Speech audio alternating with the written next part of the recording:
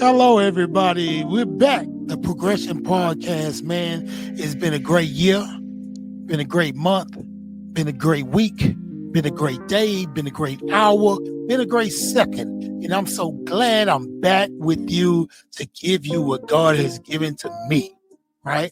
I always start off this thing and tell y'all, hey, I speak liberation. That means I'm set free. Education. I was educated in the prison system, so I'm going to give it to you.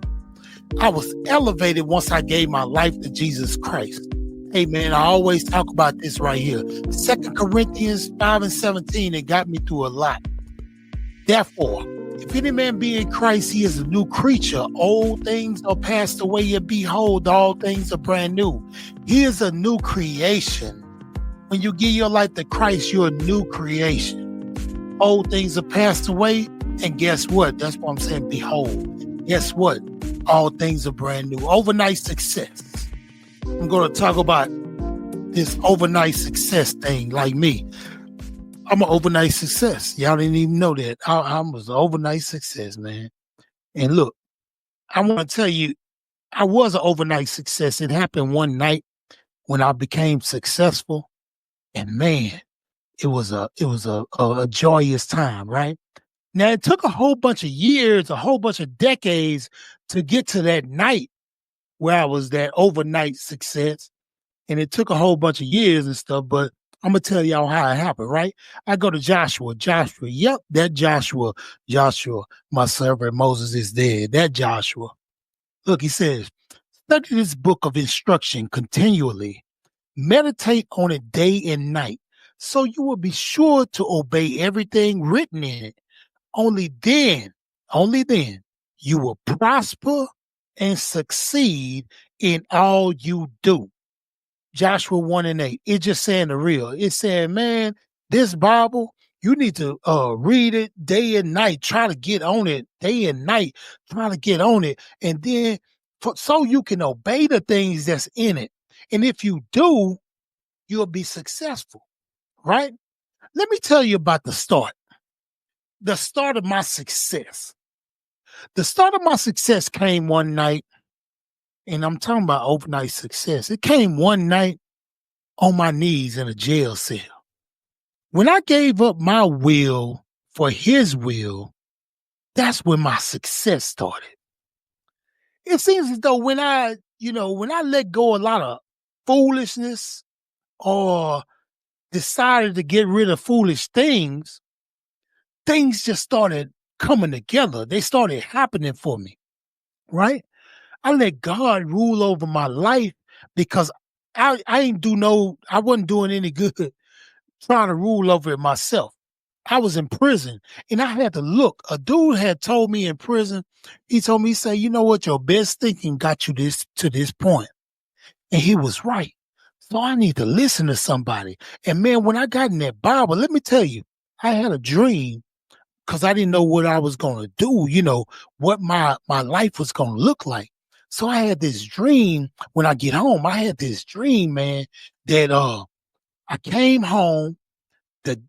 What was I to do? I was having a dream in a dream, right? And I had gave my life to God. Now at this time, I'm not giving my life to God, but in the dream, I had gave my life to God, right?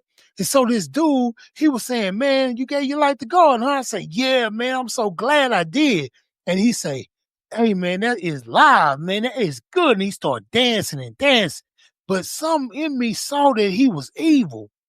And so I said, man, you the devil, ain't you? Hey, man, he had Secret Service men around him and everything. Their face just turned to fire. And I just started hitting them boys, right? And I'm knocking them out. And when I came to out of that dream, I was in a jail cell 30 miles from Mexico. I was in Falfurrias, Texas. I was 30 miles from Mexico and, man, in a jail cell. And I woke up out that dream. I say, man, I'm giving my life to God. Because I heard something in that dream so distinct. It said, if you don't get out here and do my will, something bad is going to happen to you for a long time. Now, I didn't know if it was jail or if it was death. I just didn't want no parts of it. So you know what I did? I gave my life to God out of fear. But once I started reading his word and had a hunger for his word, then I came out of love because I found out how much he loved me and how much he sacrificed for me and caught and got me through all this stuff. Now, this stuff might seem crazy to y'all. It might seem, man, I ain't gotta do all that. Man, I don't believe in that. Man, hey, I see some dudes, even my friends, they be going, they still my friends, even though they're not in God. So let me tell you that. They still my friends. Hey, man, they are really mad at people that talk about God, man. And I don't even understand it. I mean, they be about to fight. If you so mad and about to fight, it must be real.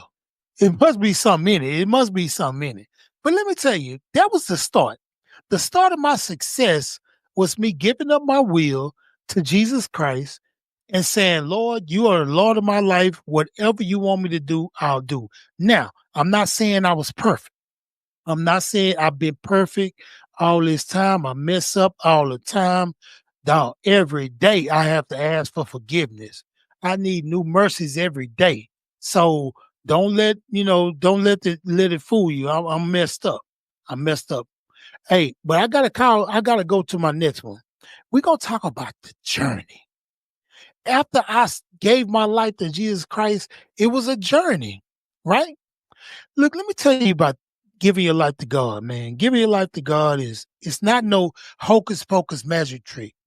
You know what I'm saying? It's almost like the grocery store method. The grocery store method goes like this. You drive up to the grocery store and then you get out the car and you stand in front of your door, of your car, and the grocery store is way over there. But then you say, open the door. The door still be closed. Open sesame. It still be closed. Until you step your butt into that right spot.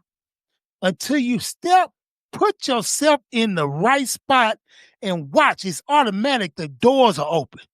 And guess what? You can go in there, you can walk around, get your groceries, you can get your fruits, your vegetables, your meats, and your shrimp and your fish and all that stuff. It's the same thing right here. It's the same thing in being a believer. Once you put yourself in that right spot, things are open up. Now, being in the wrong spot, I was in the wrong spot at first. I'm just telling you about the journey that I had to go through after I got success. This is the journey, right? This is the journey. Let me tell you something. When I came home, and I tell people this all the time, and this is part of my testimony, I'm at to write it in a book. But I tell people about this. When I came home, I went to a church. And when I went to that church, you know what I'm saying? Uh, this dude, now I had gave my life to Jesus Christ in prison, but when I came home, I went to a church, and so I'm in the church, and so the pastor he says, "Hey, touch your neighbor and ask them is they saved." But these people was doing it like not just the neighbor. They would get up. Some of them would get up and start walking and start asking people, "Hey, you saved? Hey, you saved? Hey, you saved?" So this older gentleman, he comes to me and says, "Hey, you saved?" And I say, "Yeah." He say, "Come on, man." He say, "You saved for real?" I say, "Yes, sir, I'm saved." He say, "Come on, man, look at you. Look how you dress, man. Come on, man, And so, I said, "Yes, sir, I understand that." But he didn't want to just look so bad, so he went to sit down. So after church, I went to the man and I was like, "Hey, I just want to let you know, some people you might run off with that thing that you did with me, you know what I'm saying? Because you got to catch a fish before you clean a fish. You know what I'm saying? You can't just you got to have some bait. Don't run them off. You know what I'm saying? That's just like just going in the water and just slapping the thing and trying to make sure the fish go away. No. Hey man, that man tried to repel me from the church because I was like, man, he looking at how I'm dressed. He sees, he looking at me, and dude has said this in the conversation. He said, "Man, you looking like a gangster." And let me tell you something. Every gangster movie I saw, from Godfather to all the movies, them old school gangster movies, Al Capone, The Untouchables, all the gangsters look like him in a three-piece suit with a tie. Those was the real gangsters. That's what I told him. I said, hey man, you look like the real gangster. You know what I'm saying? Just because I'm wearing tennis shoes, that don't mean I'm a gangster.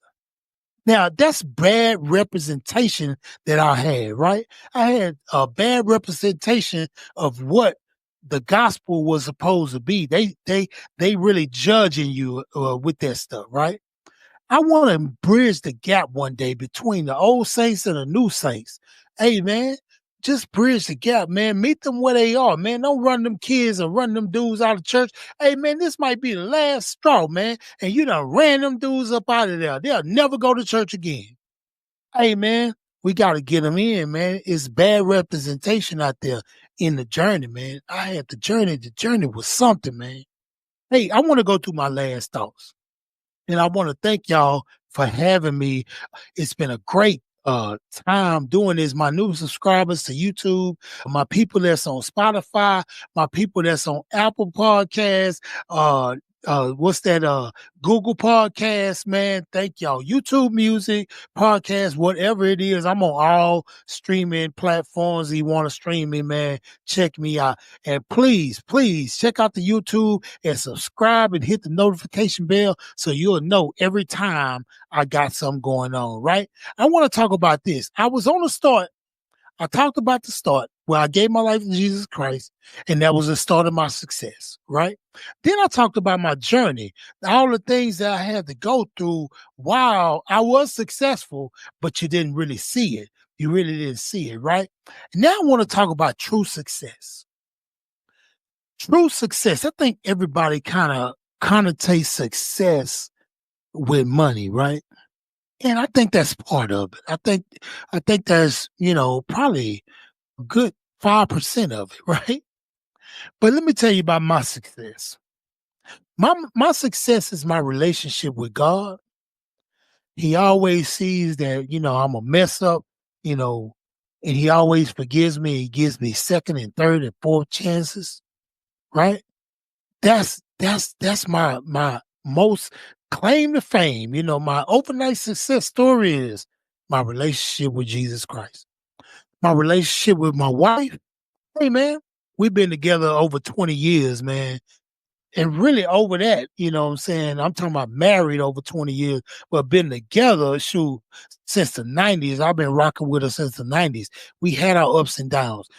We had our potholes and pitfalls. But guess what? Our thing, man, is better than ever right now. And I know sometimes you'll see that on a split screen and she'll be talking bad about me to somebody like, I hate him now, but it's not like that. True success, man, I have a good relationship with my wife. Now, my relationship with my children, hey, man, I have a good relationship with my children. I'm a different dude now, right? Now, I wasn't no deadbeat dad in the beginning. It's just that I ain't know how to be a daddy because I ain't listening to nobody, right? So I'm not. I wasn't a deadbeat dad. Let me get that straight.